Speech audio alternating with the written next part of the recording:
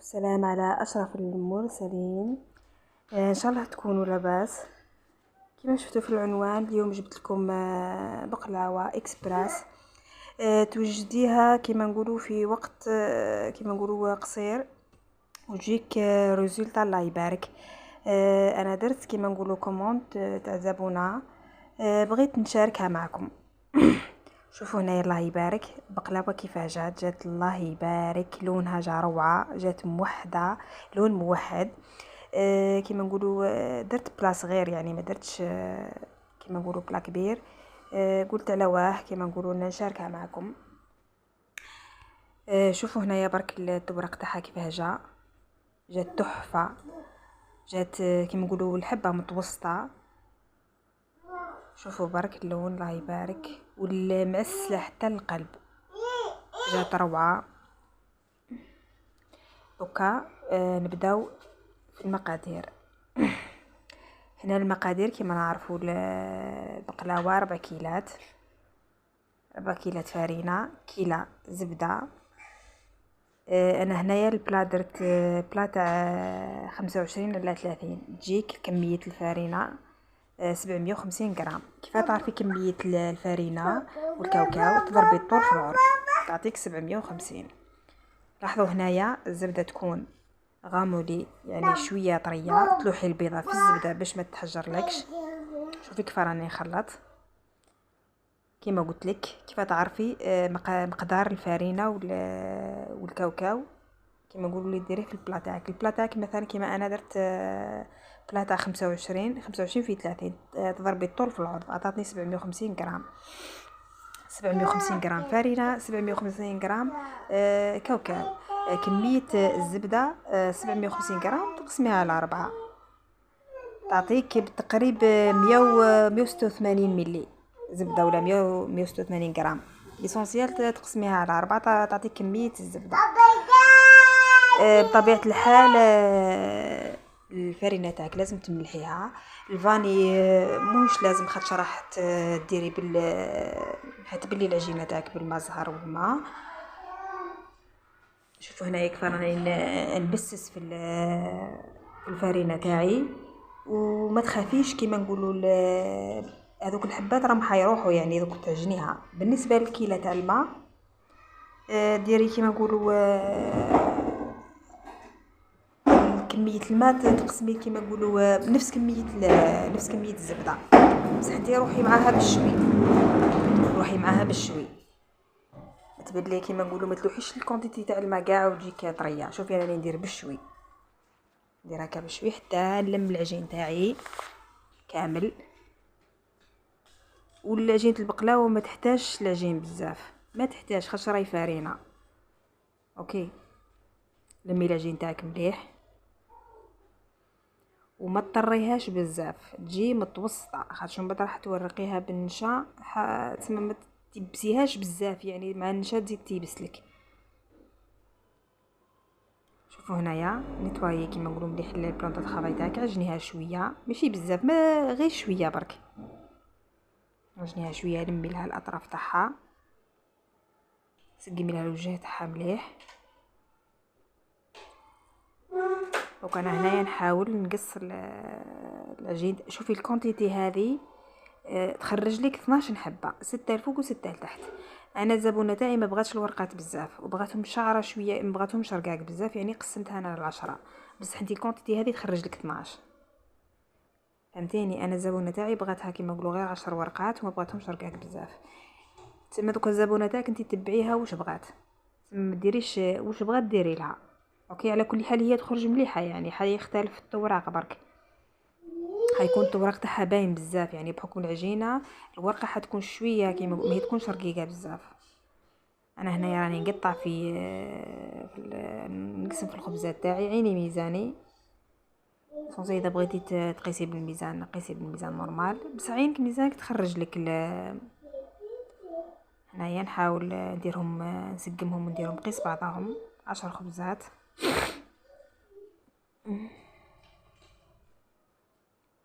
كما راكي تشوفي ليسونسيال انا نسقم خبزاتي ونحطهم يروبوزيو. شوفوا هنايا الخبزات. هذا هو البلا اللي ندير فيه 25 على 30 سنتيم. راني نركز وراني نعاود لكم ديما في الفكره باش ما تغيب لكمش. اضربي الطول في العرض تعطيك الكميه سواء الفارينه سواء الكاوكاو. اوكي، ننتقلوا هنايا للكاوكاو. وهنا عندي 750 غرام كاوكاو. هذا هو البلا اللي حندير فيه.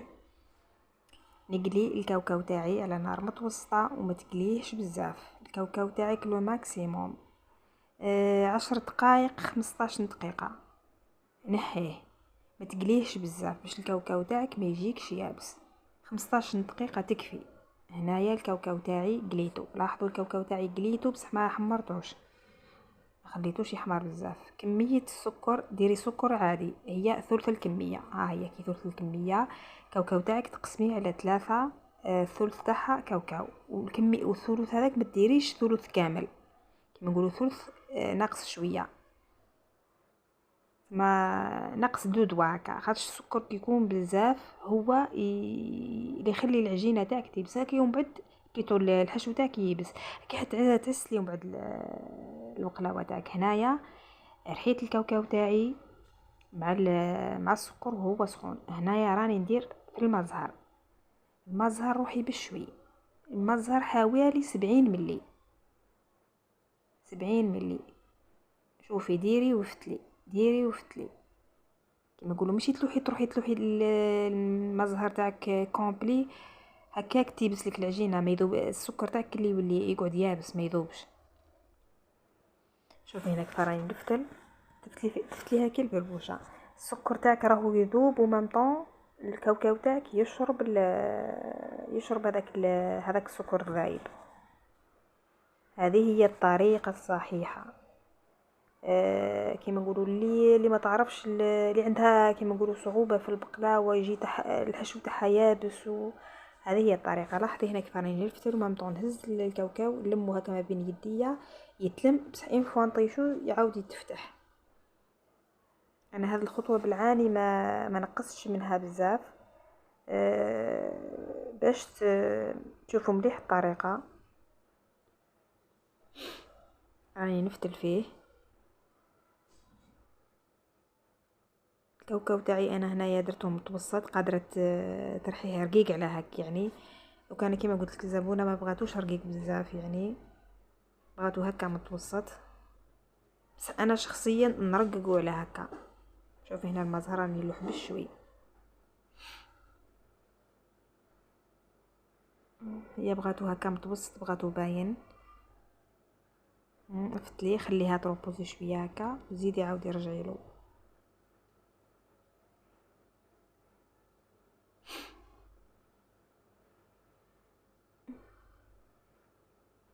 اللي شد روحو هكا عاودي فتحيه.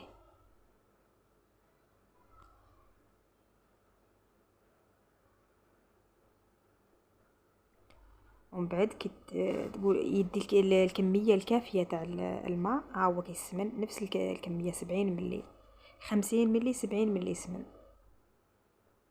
السمن اللي يخليه يتفتح على بعضه. شتي كي يشرب المزهر خلاص، ومن بعد كي ديري له السمن يتفتح على بعضه. خلطي مليح السمن تاعك.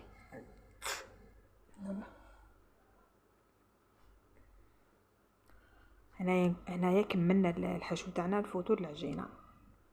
المرحله هذه هي المرحله المهمه، طريقه التوريق. انا من قبل درت لكم بقلاوه بصح درت فيديو بلا كيما نقولوا غير صور. طلبوا مني كيما نقولوا المتتبعه تاعي قالوا لي بغينا فيديو مفصل، راني جبت لكم الفيديو اللي بغيتوه. هذه المرحله الاساسيه وهي مرحله سهله، ما كانش ما اسهل منها. ما تصعبيهاش على روحك باش ما كيما نقولوا باش تجيك سهله. شوفي هنا كيف راني نفتح في الخبزه في كوتي.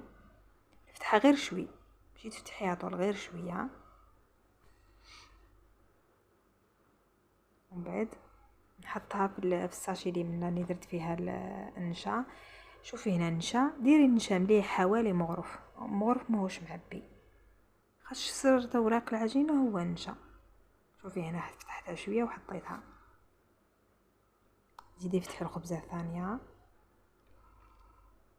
انا هنايا درت ثلاثة لتحت و ماشي ثلاثة، أربعة لتحت وخمسة لفوق، خاطش لا خليت وحدة درت بها ديكوراسيون.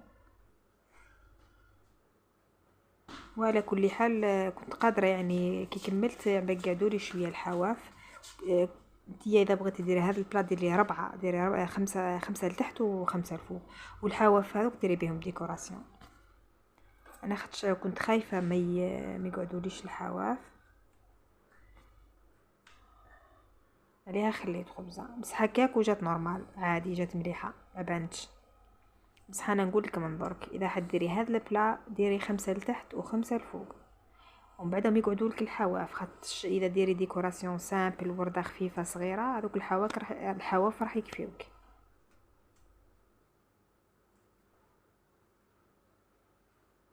حاولي المرحله هذه، حاولي ما تفوتيش الفيديو، شوفي الفيديو كامل باش ما تروح لك حتى ملاحظه. لاحظي هنايا كيف راني نحط في الخبزات على بعضهم.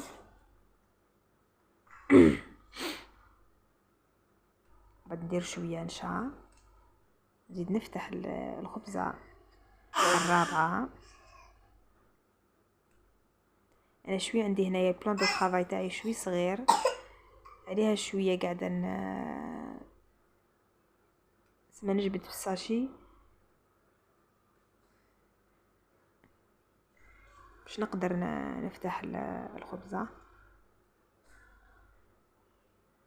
شوفي هنا فتحيها ورقيلها الحواف. لاحظي شوفي راني نفتح فيها بالقنوط ومامطون نسقم فيها بيدي ونرقق لها الحواف، ماشي تفتحيها ترقي لها الوسط وتخلي الحواف خشان. شوفي هنا يعني محسوب. انا اني دوك كلي عرفت القيس، بصح انتي ديري مغرفه ماهيش معبيه. يعني في الديبي درتكم بالمغرفه ومن بعد عدت نلوح بيدي، خاطش كيما نقولوا عيني ميزاني. باش توالفي تعودي كلي عقلك يوالف هذاك الشيء كلش، يعود تسبه هذا الشيء كله يعود ريجستري في دماغك. فهمتيني؟ شوفي هنايا لازم تنفضي النشا الزايد، لازم تنفضيه. جبدي الساشي تاعك هكا تكوتي باش تقعد لك لي سباس باش تفتحي. هنايا اختي ركزي مليح في طريقه الحلان، خاطش هذه المرحله راهي مهمه. شوفي القنوط درتو في النص ونهبط لتحت هنايا باش شوفي باش الخبزات يلصقوا في بعضهم وما يهربولكش الخبزات التحتانيين. فهمتيني؟ لاحظي كيف راني قاعده نسقم فيهم الساعه، نحطهم على بعضهم، نحط القنوط في النص ونطلع ومن بعد نهبط، نحط القنوط في النص ونهبط باش هنا الخبزات يلصقوا في بعضهم وتقدري تفتحي بأريحية. كي تضمني باللي الخبزات شدوا في بعضهم عودي افتحي نورمال. هنايا راني نفتح باش نوصل للحجم اللي بغيتو. راهي سهله. اللي بغات اللي عندها مشكل في البقلاوه ولا كيما نقولوا عندها تسمى عندها فوبيا من البقلاوه، تقول ما تصلح ليش، ولا عندها خوف، ديما عندها خوف، سهلي على روحك تسهل. راهي سهله. هنايا اذا بغيتي الورقات تاعك يكونوا رقاق رقيها مليح، بصح اذا بغيتيهم متوسطين ديرهم كيما درت انايا. شتي الطبقات هذوك ما فتحتهمش على بعضهم، هزيتهم كومبلي مع بعضهم وحطيتهم في البلا. انا الطبقه الاولى ديما ندير لها هكا وتتورق عادي. بغيتي تفصليهم ديري كل وحده وديري ما بيناتهم السمن نورمال ثاني. بصح على وها كيما نقولوا الحاجه اللي قادره نقصيها.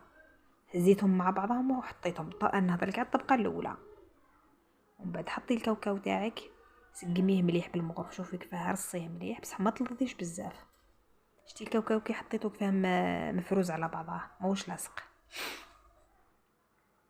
ومن بعد هنايا المرحله تاع الخبزات الفوقانيين هذو ما تلعبيش به كيما نقولوا. هنايا لازم تحطي كل وحده وحدها. شوفي هنا نفس الطريقه، هي هذه المرحله الاولى نفس الطريقه. حلي الخبزه تاعك وحطي ديري نشا بطبيعه الحال وحطي هنايا نفس الطريقة، نفتحوا الخبزة تاعنا.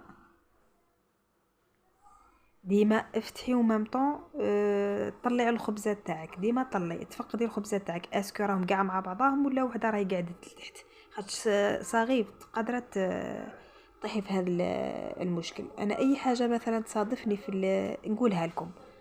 شوفي هنا كيف الطريقه هذه طريقه بسيطه وسهله. شوفي كيف نهز الخبزات، لاحظي كيف نحط القنوط. هنا السمن، ديري السمن هنا لازم، الفوقانيين ما تلعبيش معاهم، ديري السمن تاعك نورمال عادي. كمية السمن راهي نفس كمية الزبدة 186 ملي هكا. تقولي كي مثلا كمية شحال كمية السمن، هذه هي الكمية، خاطش راح تقعد لك نصف الكمية هاك، نصف الكمية ولا اكثر من شوي راكي حتلوحيها ومن بعد على الاخر، ومن بعد في اخر الفيديو تشوفي هكا. كيما قلت لك كمية السمن نفس كمية الزبدة.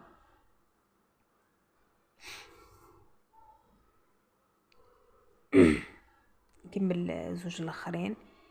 انا هنايا فتحت الساعه 3 مع بعضهم، فتحت هو قادر تفتحي 5 مع بعضهم، بس هكا كلي المبتدئه ما تقدرش. انا كيما نقولوا راني كيما نقولوا البقلاوه مالفه نديرها وما درتش هك، خاطركش باش تيفيتي عليك تخافي مثلا يهربوك الخبزات، تخافي لو كان لي كنتي في الدار معليش، بس حتى وحده كليونط ليسونسيال كيما نقولوا حاولي انك ديري 3 وحدهم وتقسميهم على زوج. شوفي هنا كيف راني نفتح فيها، والزوج الاخرين ديما ساعديهم باش ما يتقطعولكش، فتحيهم مليح. شوفي راني ندير في السمن، هاي كمية السمن. شوفي الطريقة هذه، افتحيها هكا وحطي القنوط وهزيها تجيك ساهلة طول. بغيت لكل وحدة تشوف الفيديو تاعي هذا وباغية دير البقلاوة، شوف الفيديو بالتفصيل من الاول للاخر وروحي ديريها، توكلي على ربي سبحانه وابداي. ابا راسو بغات تفزد على روحو. شوفوا هنايا كملت قطعتها، تقطع قطعي كيما بغيتي. انايا حكمت عندي واحد الكاري هكا تاع كارطون قست بيه، الطابع تاع الكاري هذاك كبير، اللي بغات دير بيه على روحها، بصح انا جاني كبير بزاف، تجيك الحبه بزاف كبيره كيما فهمتيني. انايا درت كارطون هكا وقطعت به، خرجت لي 6 7. هنايا شتي كميه السمن هذيك اللي تقعد لك، ديريها من الفوق قبل ما تطيبيها. وثاني شتي كي تكملي البقلاوه تاعك خليها تروبوزي على الاقل ساعتين، على الاقل ساعتين. انا خليتها روبوزات 4 ساعات خاطش كانت الزبونه مزروبه بها.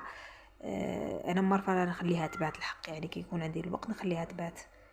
قد ما خليتي لها الوقت كيما نقولوا البقلاوه تاعك كلي ما تشربش هكا، ما تتلمش. درت لها السمن، دير لها السمن مليح. هنا شوفوا انا طيبتها وانا هنا نعسل فيها. دوك هنا نجيو لطريقه الطياب كيف طيبتها. سخني الفور تاعك مليح ومن بعد حطيها طيب في الرف المتوسط. النار تاعك نقصي لها شويه، خليها نص ساعه ودي رجعي لها. كي ترجعي لها تلقاي اللي اسمه الوراقي اللي تجبدو على بعضهم، نقصي شوي النار وخليها تكمل طيب حتى يحمروا الحواف. انا من تحت دات لي نص ساعه، ومن بعد هبطتها لتحت وشعلت لها من فوق. هبطيها طول الرف التحتاني وشعلي لها من الفوق ونقصي له وخليها تكمل طيب وما تحمر.